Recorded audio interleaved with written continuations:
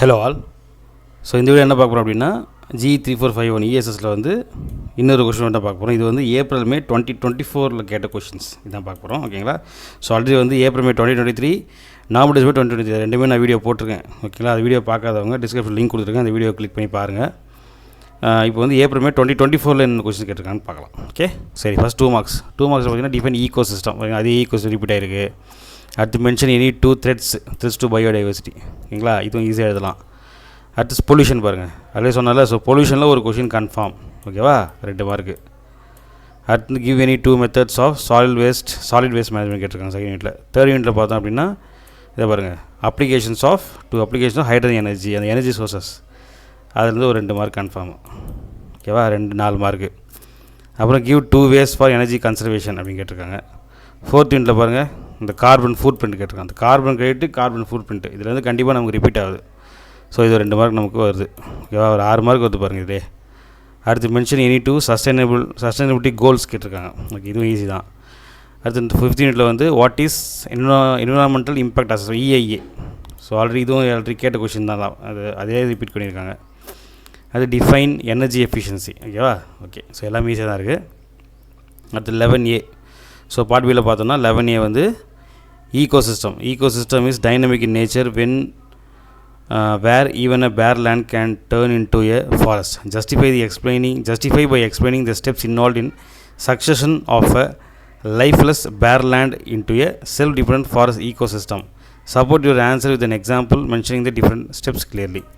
அதாவது அந்த ecology succession இருக்கு இல்லையா, ஸோ அதுதான் கேட்டிருக்காங்க. அதுதான் வந்து ஒரு பேராகிராஃப் மாதிரி கொஞ்சம் கன்ஃபியூஸ் பண்ணுற மாதிரி கேட்டிருக்காங்க. ஓகேவா, அந்த செக்ஷன் ஆஃப் லைஃப்லெஸ் பேர்லேண்டை வந்து ஒரு செல்ஃப் டிபெண்டன்ட் ஃபாரஸ்ட் ஈகோசிஸ்டம் எப்படி மாற்றுறதுக்கான ஸ்டெப்ஸ் என்னென்ன அதான் கேட்டிருக்காங்க. ஸோ ஈகோசிஸ்டம் தான். ஓகேவா, ஈஸியான கொஷின்ஸ் தான். ஓகே. ஸோ இந்த மாதிரி கூட கேட்பாங்க. ஸோ அதனால் கொஷினை தெளிவாக படித்து என்ன கேட்டிருக்காங்கன்னு மாதிரி அதை புரிஞ்சுக்கிட்டு எழுதணும். சரியா. அடுத்து பாருங்கள், இது வந்து biodiversity is a precious gift which needs to be conserved. Justify the statement by explaining any 3 important values of biodiversity and 2 methods of conservation of biodiversity. Biodiversity questions தான் கேட்டிருக்காங்க. ஓகேங்களா. ஸோ அதுதான் வந்து ஒரு பேராகிராஃப் மாதிரி போட்டு கேட்டிருக்காங்க. ஓகே. ஸோ ரெண்டுமே வந்து ஈகோசிஸ்டம், அதாவது சக்ஸஷன், எக்காலஜிக்கல் சக்ஸஷன் ஒன்று கேட்டிருக்காங்க. இதில் வந்து பயோடைவர்சிட்டி கேட்டிருக்காங்க. ஓகே. அடுத்து 12th கொஷின் பார்த்தோன்னா, ஸோ செகண்ட் யூனிட்டில் நமக்கு பொல்யூஷன் தான் நான் சொன்னோம் இல்லையா. ஸோ பொல்யூஷன் இருக்கா பார்க்கலாம். Air and water are essential natural resources required for our survival which are getting increasingly polluted. Explain to causes, effects and control measures at source for each other. So இந்த air pollution பற்றியும் water pollution பற்றியும் கேட்டிருக்காங்க 12A. அடுத்து 12Bயில் பார்த்தோம் அப்படின்னா briefly discuss any 2 methods for hazardous waste management பற்றி கேட்டிருக்காங்க. இந்த soil waste management. Discuss certain features, drawbacks and amendments of the acts for protecting wildlife and forest. Okay. So pollution ஆட்டோமேட்டிக்காக வந்துருச்சு. ஓகேவா, ஓகே. அடுத்து 13th பார்த்தோம் அப்படின்னா தேர்ட் யூனிட்டில் பார்த்தா நம்ம இந்த எனர்ஜி சோர்சஸ் தான் நம்ம கண்டிப்பாக வரும்னு சொல்லியிருப்போம். ஸோ என்ன கேட்டிருக்காங்க, energy demand increase with pollution, explain the principle and various steps in energy management and conservation that can be lead to sustainability. So energy management பற்றி கேட்டிருக்காங்க. ஓகேவா, சரி. அது ஒரு கொஷின். பி பார்த்தோம் அப்படின்னா the internal thermal energy of earth can be use to generate electrical energy, அந்த Jio thermal energy கேட்டிருக்காங்க. சொன்னாலே அது கண்டிப்பாக நமக்கு அந்த எனர்ஜியில் ஒரு கொஷின் வந்துடும். அது எப்போவுமே ஏல கேட்பாங்க, இந்த பியில் கேட்டிருக்காங்க, அவ்வளோதான். So geothermal power plans, so அதை பற்றி தான் கேட்டிருக்காங்க. அது அட்வான்டேஜஸ் எதுவும் கேட்டிருக்காங்க. ஓகே, ஈஸி தான். ஓகே. அடுத்து 4th யூனிட்டில் பார்த்தீங்கன்னா explain how GDP can be calculated into an indicator for sustainability. Mention any 3 ways to make a transition from unsustainability to sustainability. இந்த டாபிக் பார்த்தோம் இல்லையா, அதே சேம் தான். அன்சஸ்டைனபிள் வந்து சஸ்டைனபிளாக மாறுறதுக்கு என்ன பண்ணணும் அதான் கேட்டிருக்காங்க. Describe the target indicators and intervention areas of any 4 sustainable development goals. அதாவது கம்பைனாக கேட்டிருக்கான். சஸ்டைனபிள் டெவலப்மெண்ட் கோல்ஸ் கொஞ்சம் உள்ளே எடுத்துகிட்டு வந்திருக்காங்க. அப்புறம் அன்சஸ்டைனபிள் வந்து சஸ்டைனபிளாக மாறுறதுக்கு என்ன பண்ணணும்னு கேட்டிருக்காங்க. ஒரு கம்பைண்டாக. அதனால தான் சொல்கிறது எல்லா டாப்பிக்கும் நம்ம சேர்த்து பண்ணணும்னு சொல்கிறது இதுக்கு தான். ஒரு டாபிக் மட்டும் படிச்சோன்னா அது வந்துச்சுன்னா ஓகே, வரலன்னா வந்து நமக்கு கஷ்டமாக இருக்கும்ல, அதுக்கு தான் இந்த மாதிரி கொடுக்குறது. ஸோ அதனால் படிச்சுக்கோங்க. Okay. With the help of a case studies, explain any 2 regional environmental issues with possible solutions. Bring out the difference between carbon footprint and carbon credit. So 2 difference கேட்டிருக்காங்க. ஓகேவா, carbon credit, carbon food print, environmental issues அப்படி கேட்டிருக்காங்க. ஓகேவா. So இதே பாருங்கள் 3 content இருக்குது. Carbon கிரெடிட்டும் தெரிஞ்சிருக்கணும், உங்களுக்கு கார்பன் ஃபுட் பிரிண்ட் தெரிஞ்சிருக்கணும், அப்புறம் என்விரான்மெண்டல் இஷ்யூஸ் இதுவும் நான் உங்களுக்கு தெரிஞ்சிருக்கோம். ஸோ 3மே நமக்கு தெரிஞ்சிருக்கணும். சரியா, பார்த்துக்கோங்க.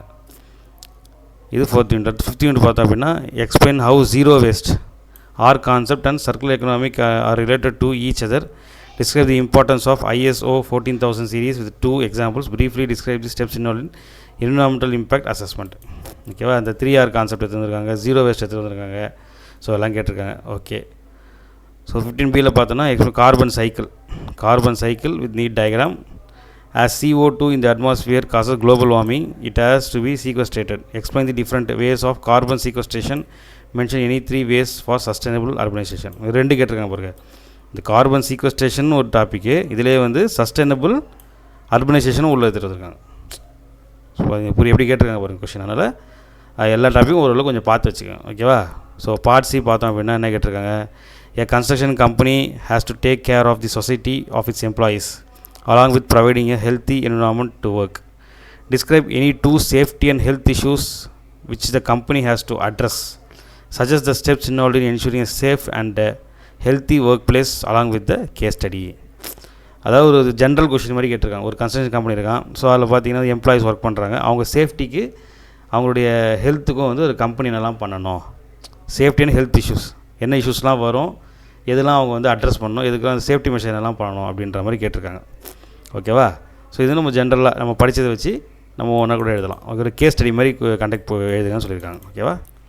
ஸோ அடுத்தது வந்து 16B பார்த்திங்க அப்படின்னா green buildings R essential for environmental sustainability. Justify by giving any 5 key features of green buildings. So green buildings பற்றி கேட்டிருக்காங்க. ஸோ க்ரீன் பில்டிங்ஸ் பார்த்தீங்கன்னா 5th யூனிட்.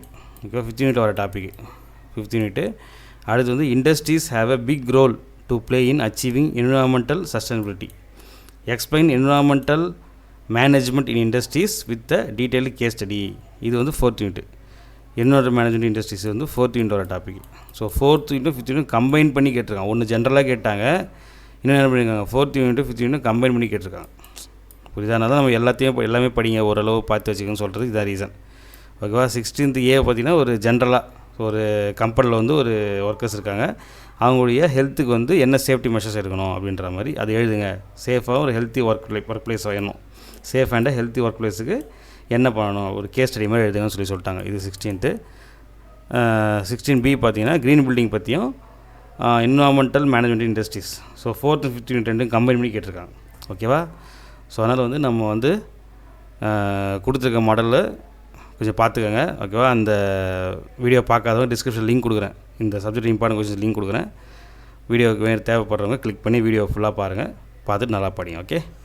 ஸோ வீடியோ பிடிச்சிக்கணும். வீடியோ பிடிச்சா வீடியோ லைக் பண்ணுங்கள், உங்கள் ஃப்ரெண்ட்ஸுக்கு ஷேர் பண்ணுங்கள், சேனலை சப்ஸ்கிரைப் பண்ணிவிட்டு இந்த வீடியோ பாருங்கள். ஓகேவா. சரி, பாய்.